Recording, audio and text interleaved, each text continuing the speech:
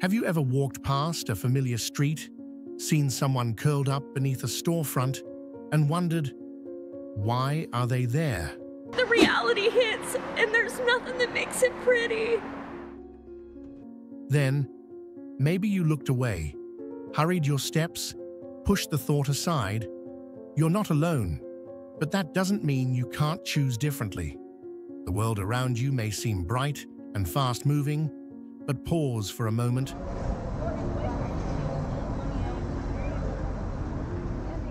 And you'll notice another reality unfolding quietly beside you. At RoamKind, we invite you not just to look, but to truly see.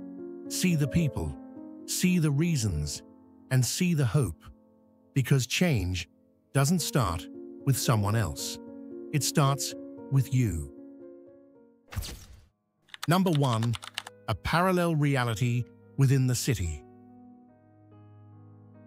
Not everything that shines in Las Vegas glows with promise. Beyond the dazzle of casinos and neon-lit boulevards, just a few blocks away, a quieter narrative unfolds. One not designed for postcards or promo reels. It's a story lived in alleyways, beneath overpasses, and in the shadows of high-rise hotels. While the Strip awakens each morning to the rhythm of music and clinking slot machines, a different rhythm hums elsewhere. The shuffle of tired feet on concrete, the rustle of tarps being folded, the creak of shopping carts used not for groceries, but survival.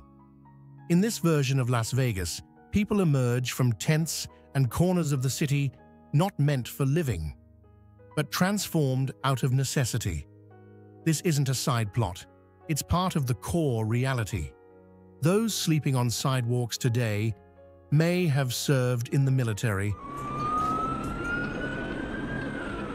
worked in nearby resorts, or aged out of care systems with nowhere to turn. Some still wear uniforms from jobs they recently lost. They are not statistics. They are neighbors. These parallel lives rarely intersect with the tourists wandering under LED skies, yet they coexist. It's this coexistence, bright lights above, quiet struggle below, that defines the city's hidden narrative. And as the homeless crisis continues to deepen nationwide, Las Vegas has become a striking microcosm of how close glamour and hardship can live. Where some arrive chasing dreams, others are just hoping for shade. Where fortunes are made, others simply need a safe place to sit. This is not a cautionary tale. It's a current one, and perhaps the truest story Vegas has yet to tell. Number 2. When numbers speak in silence. Numbers don't raise their voice, but sometimes they say everything. In early 2024, a citywide effort was made to count those living without permanent shelter in Clark County. The total reached nearly 8,000 individuals, a staggering 20% increase from the previous year. These aren't anonymous digits. Each one reflects a person, perhaps someone staying in a car, rotating between cheap motels, or relying on borrowed time in a friend's spare room. Yet official counts often miss them. What appears on reports is only what can be seen, a brief snapshot during one night in one city. Of those recorded, roughly half were still without any form of shelter. That means thousands of people spent the night exposed to weather, noise, and constant uncertainty. It wasn't just discomfort, it was a test of endurance. Among the housed, most found space in temporary facilities, not homes. Shelters operated at full capacity. Meanwhile, the number of families seeking help, particularly those with children, continued to climb. What's unfolding here is not isolated. Similar trends have emerged in other urban areas across the country, forming a pattern that mirrors rising costs, stagnant wages, and gaps in affordable housing. It's a quiet storm, steady, growing, and largely ignored by those who don't see it up close. At the heart of this challenge is not just a lack of space, but a deeper symptom: structural poverty. It reaches beyond homelessness and reveals the fault lines in how communities support their most vulnerable. The scale of the issue can't be fully measured in reports, but when numbers grow year after year, they begin to form a kind of language. And that language is no longer just data. It's a call for attention. Number 3. The stories hidden in plain sight. Homelessness doesn't wear a uniform. It's not marked by one age, one race, or one reason. It takes many forms, and often it arrives quietly. Behind each count is a different person. One may be a former service member, once decorated, now displaced. Another, a casino worker who lost their job during an industry downturn. Someone else may have grown up in foster care and turned 18 with nowhere to go and no one to turn to. In Clark County, while African American residents make up a smaller portion of the general population, they represent nearly 42% of individuals facing housing insecurity. This isn't chance. It reflects a deeper imbalance. Generational barriers, unequal access to housing, and wage inequality have stacked the odds against many. Though single adults still form the largest group, the number of families seeking shelter continues to rise. That includes parents navigating this reality with toddlers in strollers, school-age children trying to keep up with lessons, and teenagers forced to grow up too fast. These aren't distant problems. These are our neighbors. They are people we've stood behind in grocery store lines, people we might greet at work, people whose stories remain untold because survival has no spotlight. And this variety, this undeniable diversity in who is affected, shatters the myth that homelessness comes from one poor decision. The truth is, it comes from a system that too often stops supporting just when people need it most. In every sidewalk shadow and parking lot corner is a story that didn't go as planned. And sometimes, all it takes to rewrite the next chapter is being seen and being believed. Number 4. Beneath the city, where shelter meets risk. Beneath the surface of Las Vegas lies a hidden infrastructure, not of luxury or leisure, but of survival. The city's flood control tunnels, originally designed to redirect seasonal rainwater, have become an unintended shelter for hundreds seeking refuge from scorching heat and biting cold. According to long-term outreach workers and confirmed by investigations including The Guardian and local non-profits, over 300 individuals are estimated to live in these underground systems. They build makeshift communities using found materials, carving out fragile routines in a place never meant for habitation. In the tunnels, people escape the relentless sun and find relative calm away from crowded sidewalks. But that safety is temporary. During sudden storms, the very passages that offer shade become conduits for dangerous flash floods, often giving residents only minutes to flee. There are no fire alarms here, no emergency exits, no guarantees. And yet, many return after each storm because the alternative, exposure on the street, often feels worse. Above ground, options are limited. Traditional shelters are frequently full, and for some, the conditions don't feel safe or accommodating. Others live in tents near freeway off-ramps, tucked behind supermarkets or beneath highway overpasses, places never intended for people, but redefined by desperation. These improvised spaces reveal more than poverty. They signal a deeper system strained to its limits. When infrastructure built for water becomes home to people, we must ask, what has failed, and who is left behind. These stories aren't fiction. They're real lives unfolding next to ours. If you've ever passed someone and wondered what brought them there, comment "seen and heard-o," because they deserve more than silence. Keep watching to meet the faces behind the statistics. RoamKind, where every story matters. Number 5. The true price of a roof. In a city fueled by dreams and entertainment, many who keep it running can no longer afford to live in it. Las Vegas leans heavily on tourism, hospitality, and service work. Sectors that often pay hourly wages, offer limited benefits, and fluctuate with seasons. As of early 2024, the average rent for a modest two-bedroom apartment in the area stood at approximately $1,456 per month. To afford that, without being classified as rent-burdened, meaning without spending more than 30% of one's income on housing, a full-time worker would need to earn roughly $19 per hour. But many don't.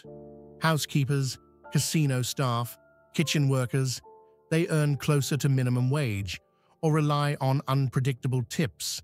Their schedules change weekly. Health benefits are rare. Planning a future becomes a luxury. Take Rosa, for example. A single mother of 2, she worked as a hotel cleaner for over a decade. When her hours were cut during a slow season, she fell behind on rent.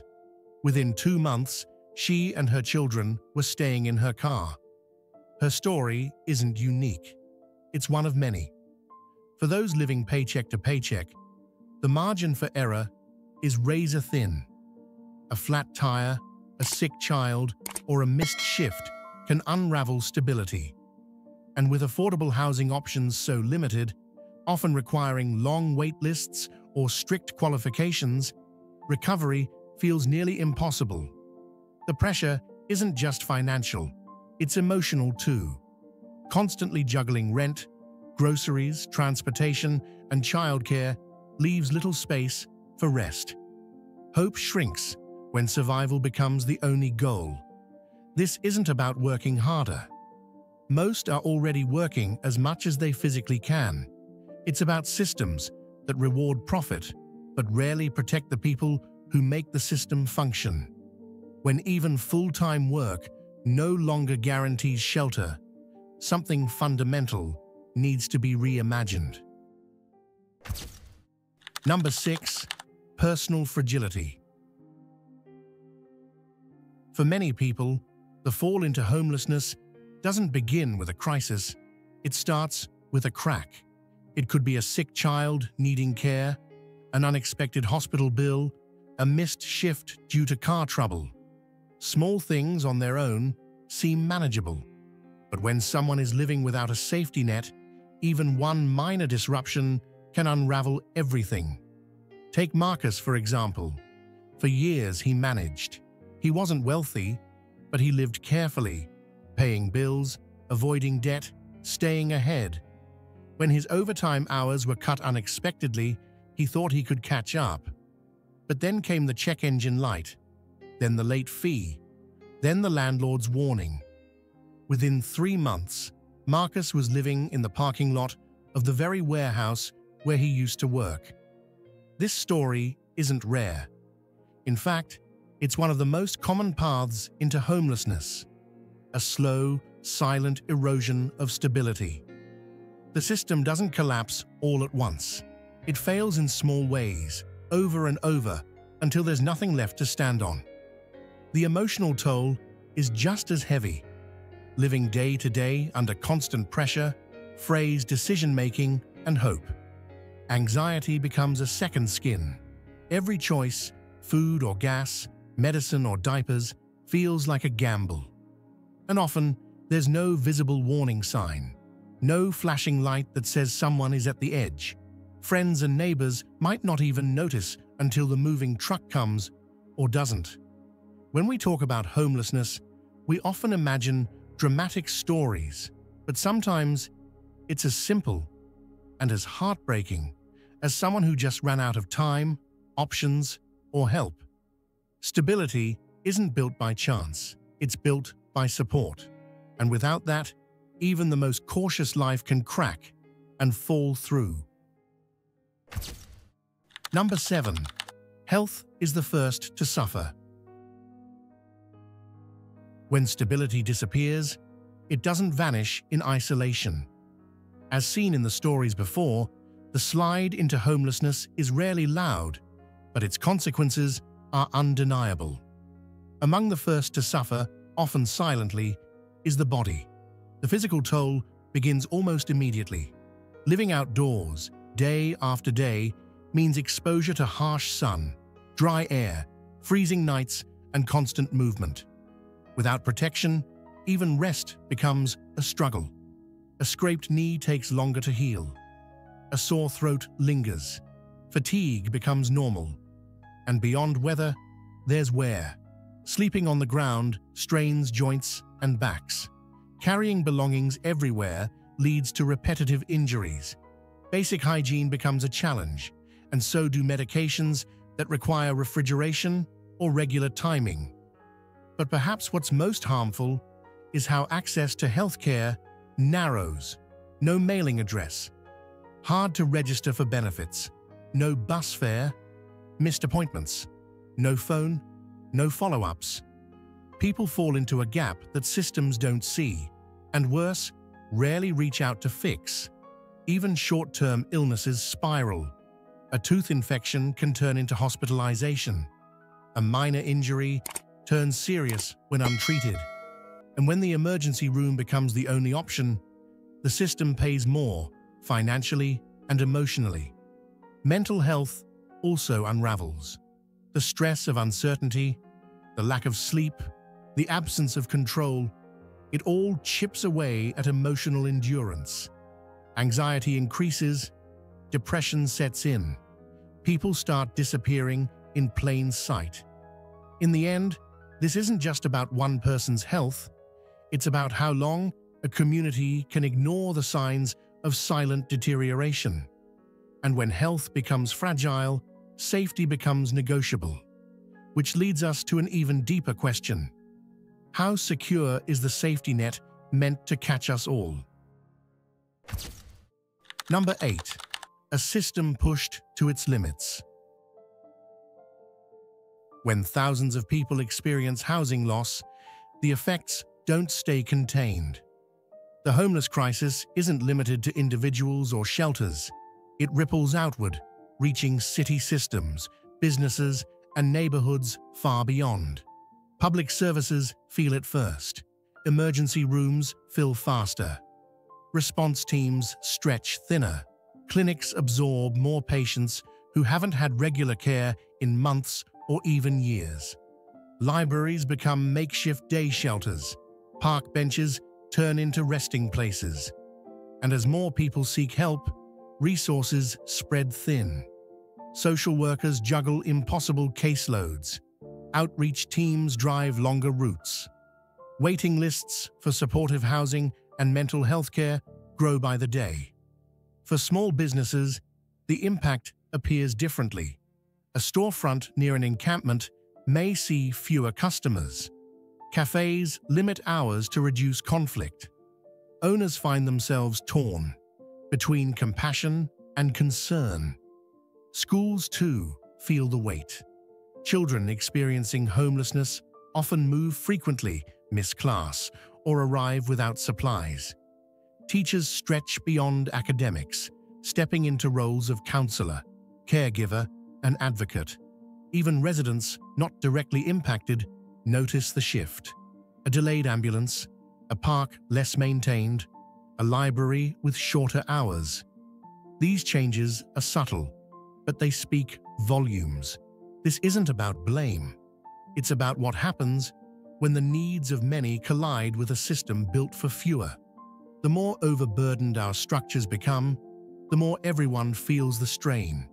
And while some still believe this crisis is distant or temporary, reality says otherwise. The question isn't whether it touches you, it's whether you'll recognize it when it does.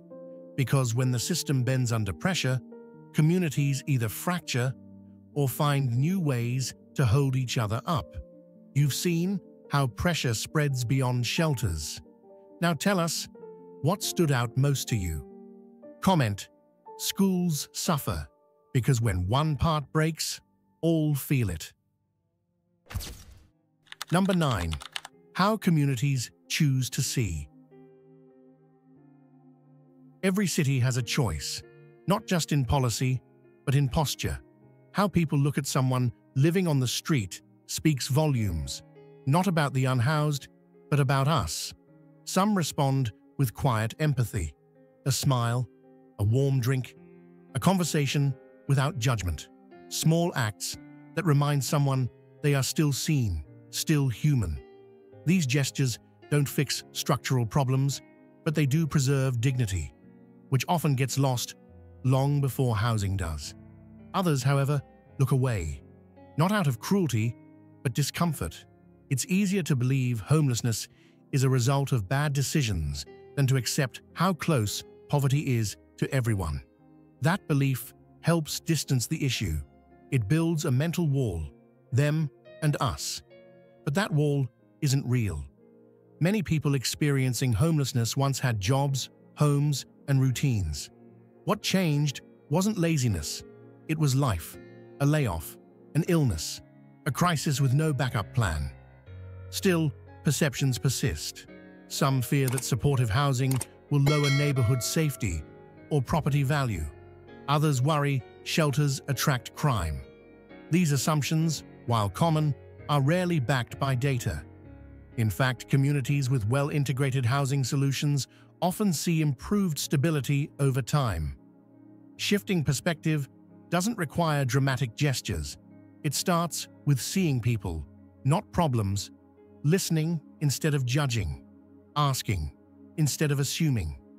Because how we respond to someone at their lowest speaks not to their worth, but to our own values. And in choosing empathy over avoidance, communities take the first step toward true resilience. One built not on walls, but on recognition. Number 10. Rebuilding requires shared will. The crisis we've seen unfold is not beyond repair, but it won't heal itself. Lasting change begins when we move from conversation to coordination. And at the heart of it all is one urgent truth: housing first. Housing first isn't a slogan. It's a strategy backed by years of success in cities across the country. The model is simple. Provide people with stable housing, without preconditions, then offer support. Because recovery, health, and purpose start with a safe place to sleep. But to make this work, we need more than theory. We need investment in affordable housing construction, in rental subsidies, in long-term supportive services. We need zoning reform that welcomes creative housing options like modular units or building conversions. We also need to meet people where they are, not with a pamphlet, but with real human presence. Street outreach teams that build trust, mobile clinics that go into encampments, navigators who can help untangle paperwork, trauma, and transition. A city in Utah once led a bold pilot. By offering permanent supportive housing, they reduced chronic homelessness by over 70% within 10 years. It didn't erase poverty, but it proved that prevention is possible with commitment. Solutions also require mindset shifts. Communities must say yes to supportive housing near their schools, churches, and stores. They must see unhoused individuals not as threats, but as neighbors, equally worthy of care. And for those facing the edge now, the solution may be simpler: emergency rent relief, job stability programs, or even just time to regroup. Prevention isn't just more humane, it's more efficient. Because this crisis isn't about scarcity, it's about priority. And what we choose to prioritize next says everything about the kind of city and society we aim to build. The stories you've heard are not meant to spark pity, but to remind you that you are part of a community, and every community needs compassion. Whether you're witnessing, empathizing, or ready to take action, your presence matters. This video is based on public data, verified reports, and true accounts at the time of production. Every perspective shared here is intended for analysis, exploration, and constructive reflection, to raise awareness, encourage conversation, and inspire humane action. Thank you for being with RoamKind, where every journey begins with understanding.